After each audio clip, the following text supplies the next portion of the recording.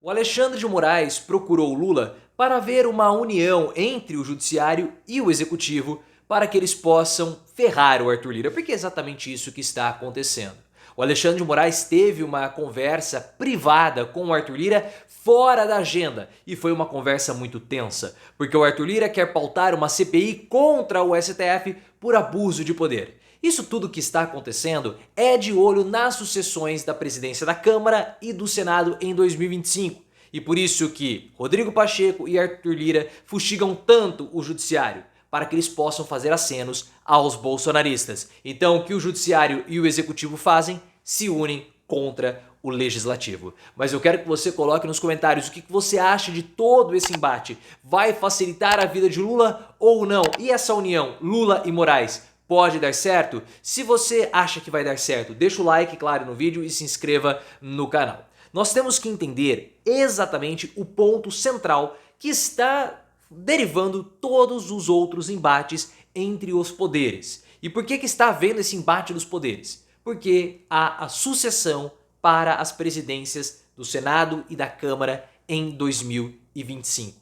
Por isso que o poder legislativo pressiona tanto o poder executivo na figura da Câmara Federal, enquanto o Senado pressiona o poder legislativo e agora Arthur Lira também pressiona o poder judiciário, e agora o Arthur Lira também está pressionando o poder judiciário. Porque tanto Rodrigo Pacheco quanto Arthur Lira querem fazer os seus sucessores e eles precisam dos votos bolsonaristas. A situação no Senado é um pouco mais tranquila, porque o sucessor de Rodrigo Pacheco tende a ser Davi Alcolumbre, mas ninguém quer arriscar. Os bolsonaristas têm 13 cadeiras e nós sabemos que o principal partido do Senado é o MDB, que tem ali o PSD, que tem ali 15 cadeiras. PSD e MDB têm mais senadores do que o PL bolsonarista, mas são muitos votos. Já na Câmara dos Deputados, 95 cadeiras que o PL possui, ou seja, votos decisivos para Elmar Nascimento, que é o candidato preferencial de Arthur Lira. Por isso que tanto Lira quanto Pacheco fazem tantos acenos assim aos bolsonaristas, e a melhor forma de fazer isso é justamente atacando o STF.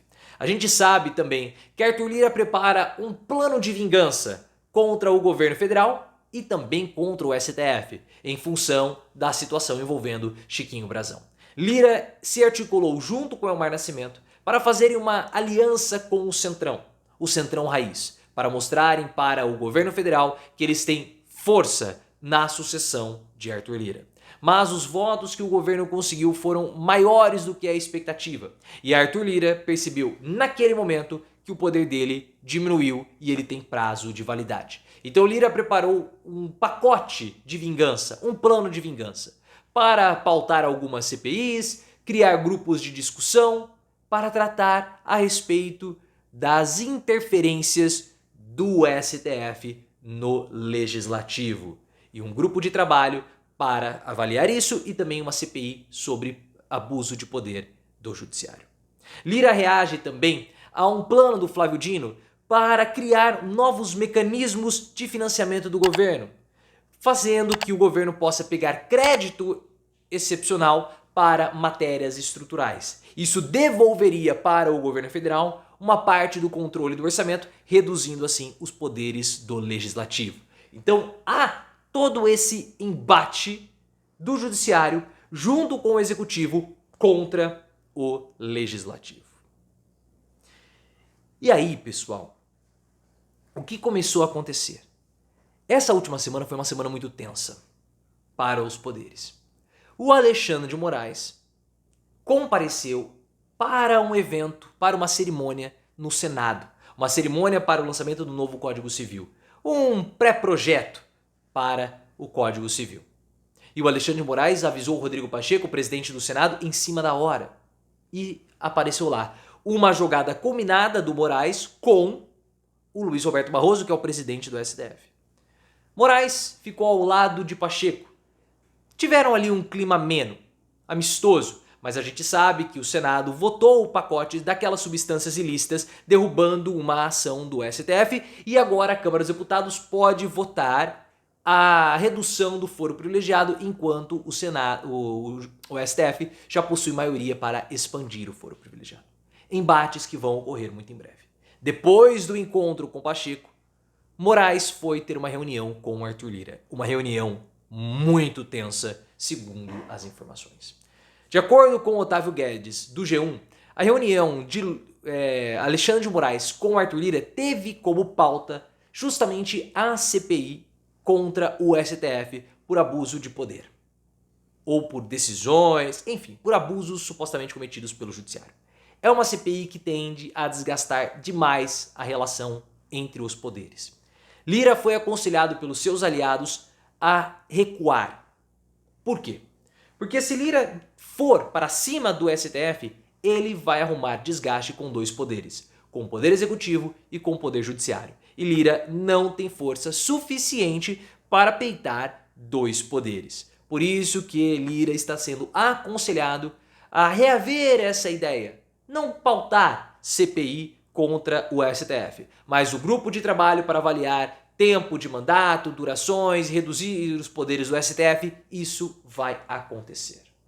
Antes dessas visitas surpresas do Alexandre de Moraes, a Lira e a Rodrigo Pacheco, houve no início da semana um jantar que Lula esteve presente junto com outros ministros do STF.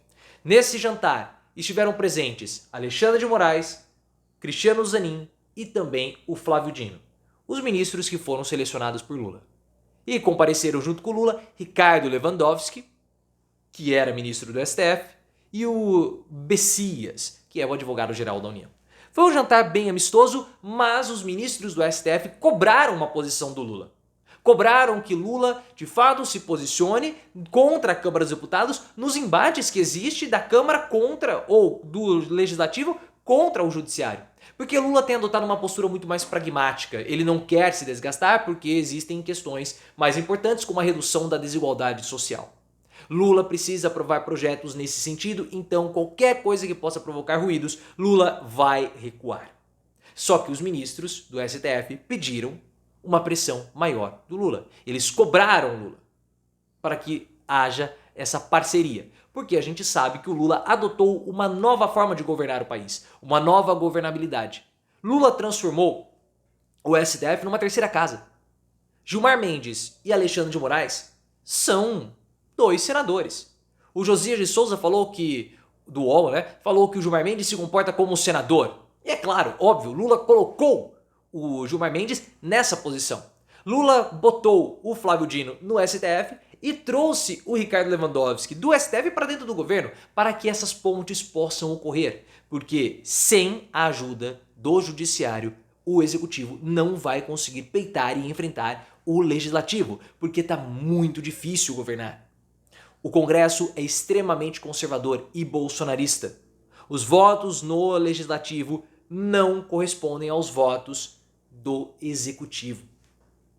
Esse é o grande problema e a grande dificuldade. E há uma outra dificuldade para 2026. Porque os bolsonaristas já jogaram a toalha. Eles sabem que vão perder o poder executivo novamente. Mas o que eles querem fazer? Aumentar a quantidade de senadores. Por isso que o PL tem um plano de fazer 1000 prefeituras. É um número que tem decaído com o passar do tempo. Mas com 1000 prefeituras, eles podem fazer uma grande quantidade de senadores. Porque as candidaturas ao Senado, elas são pavimentadas nas prefeituras. E com a maior quantidade de senadores, com a mudança de 2/3 da Câmara, 2/3 do Senado, os bolsonaristas teriam poderes mais do que suficientes para pautar impeachments de ministros do STF. Isso é o grande temor para 2026. O jogo vai ser jogado, os poderes vão entrar em disputa e Lula e Alexandre de Moraes vão ter que se unir. Caso contrário, o bolsonarismo do legislativo vai pegar com tudo.